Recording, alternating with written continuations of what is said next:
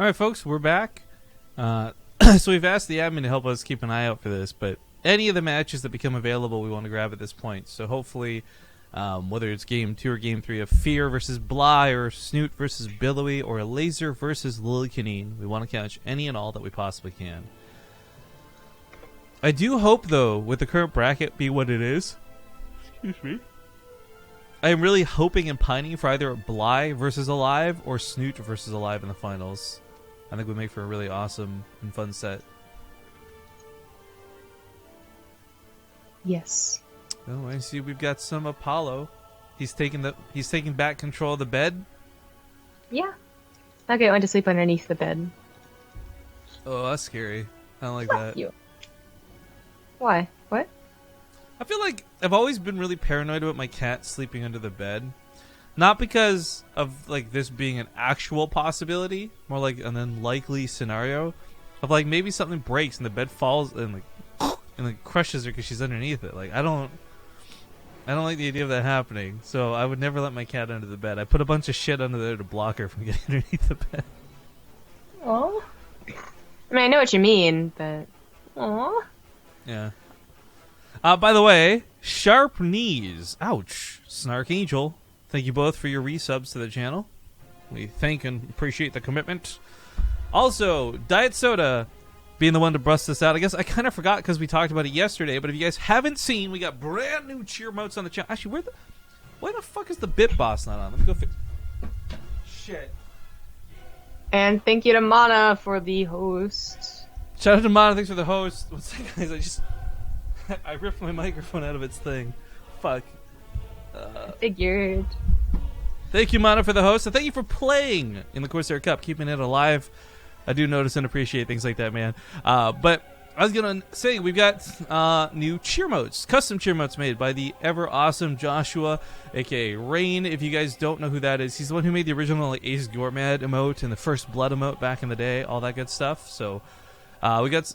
I guess I'm going to have to update some versions. He sent me some cleaner versions, but for now, we do have 5 custom cheer motes. And they look pretty swanky. I like them. They do look pretty cool. I used bits for the first time like a week ago. Week and a half ago. On Wardy stream. I feel like I'm like jaded with this, right? Because like bits are still economically not the best, but they are actually more fun than a donation. Like, I don't know what it is. There's nothing about it that actually, to me, logically says, oh, this makes sense. But I actually have a lot of fun spamming bits and using people's custom cheer motes and all that. You do get more for bits as the person who's donating, I think. Like, I mean, you get not just the on-screen, like, this person donated, but it also appears in chat, and you get an emote when you do it, and a donation, not the case. I mean, they could have done all of this with donations, I suppose, or Twitch Streamlabs could have tried to incorporate something, but they didn't. So bits does it instead.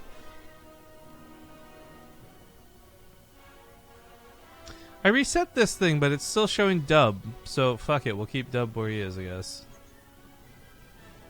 Okay. I've had a lot of trouble with this thing, and I don't know why, and it's been really, really irritating. But, anyways, Dub's the current bit boss, I suppose. Kill him with bombs, daggers, and ninja stars, or if you've got it in you, the holy sword of oh my god.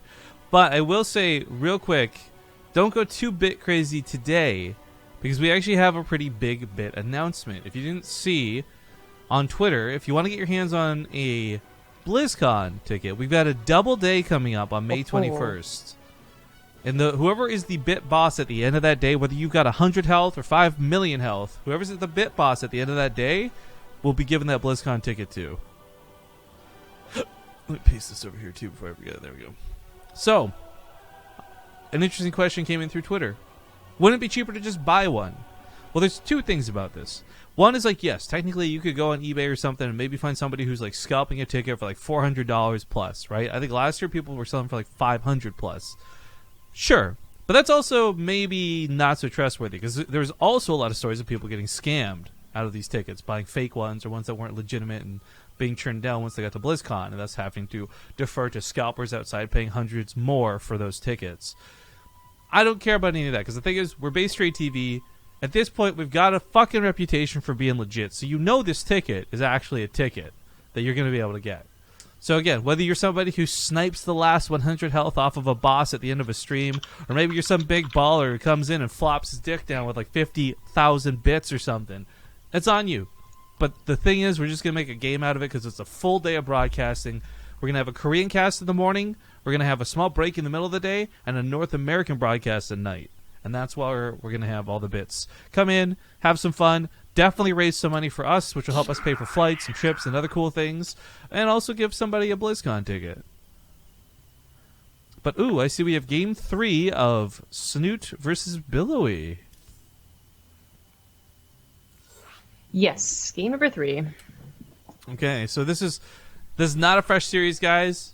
This is tied up 1-1, and the winner of this will go on to the semifinals. Snute versus Billowy.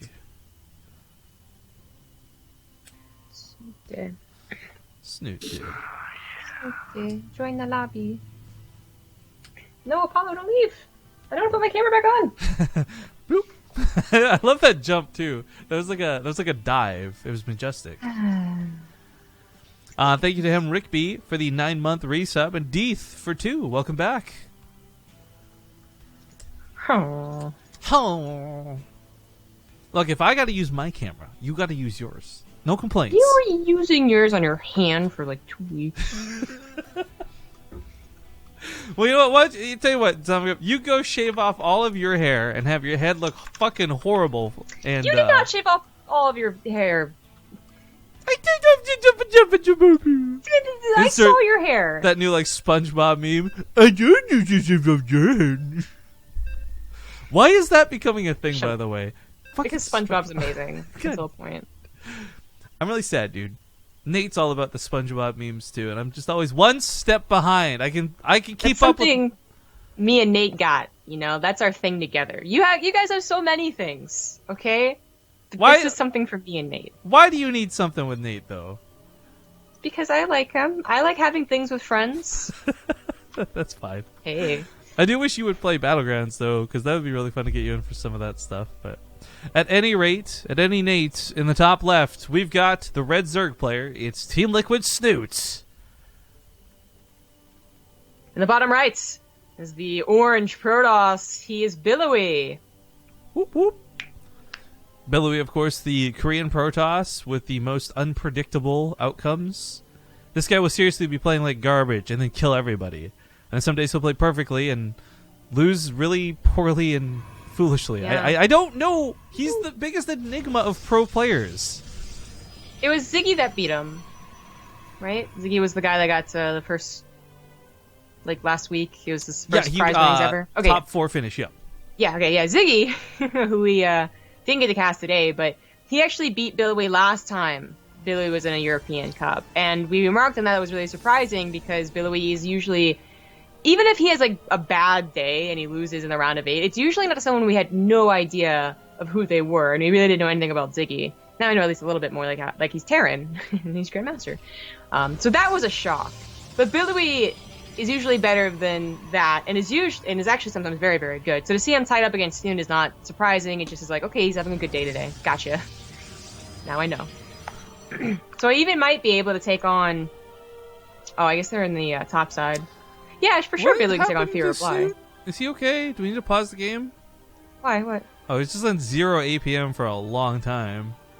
He all tabbed or scratching his face. I was gonna say, there's not a lot to be doing this early, I suppose. Just waiting for larva. I was just worried because I'm like, okay, if that's gonna stay 0 for a little bit longer, this might be like, oh, his keyboard's fucking up type situation. Yeah, right. It's gonna be on the lookout. Anyways, well, speaking of Snute, did take the natural as the third. Third is the natural. Just predicting the pylon block, and Billowy is doing normal stuff too. Yeah, he scouted the third as well, so it's not like a question of, oh my god, is Snute gonna one base me? Oh my god, it's gonna be crazy. Yeah, it's not crazy at all. Billowy still has a minute here, I guess, to decide what his tech is going to be. Like in 5 seconds. Okay, third hatch. That probe didn't even see it put down, did it? Worthless probe is worthless. Not. Worthless! Yeah, he's not building cannons. He's not... yeah, they get a Capricorn. 2 years. 2 years. Robo, okay. I mean, around the time you get 100 gas, 150 gas, it's going to be one of the 3 main structures, but a robo. Robo.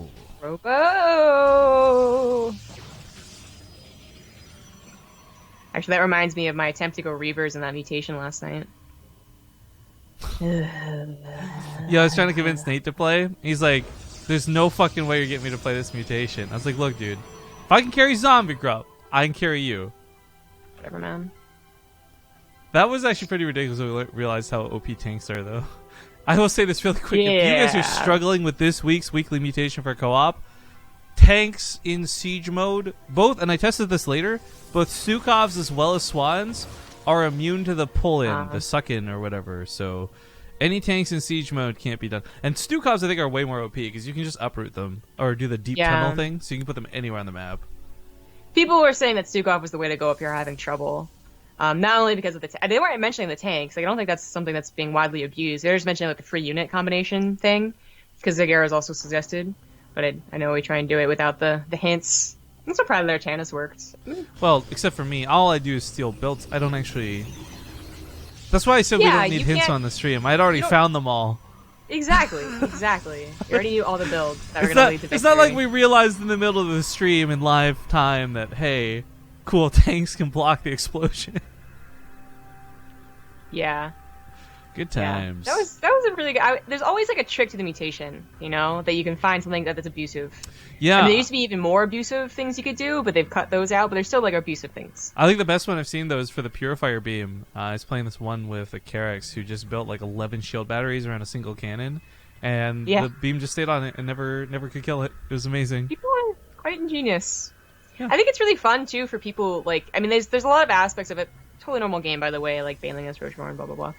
There's a lot of aspects about co-op that makes it so much, like, friendlier to casuals, and there's so many obvious reasons, but I think the other reason is that you can really feel like you're even smarter, maybe, than, like, some of the pro gamers. When you find, like, that clever thing. Yeah, you found that clever thing, and I guarantee that pro gamers have a much more difficult time finding that clever thing. There's actually a certain, like, rigidness to pro gamers, or some pro gamers' mentality, I should say. It's a lot that never played the campaign.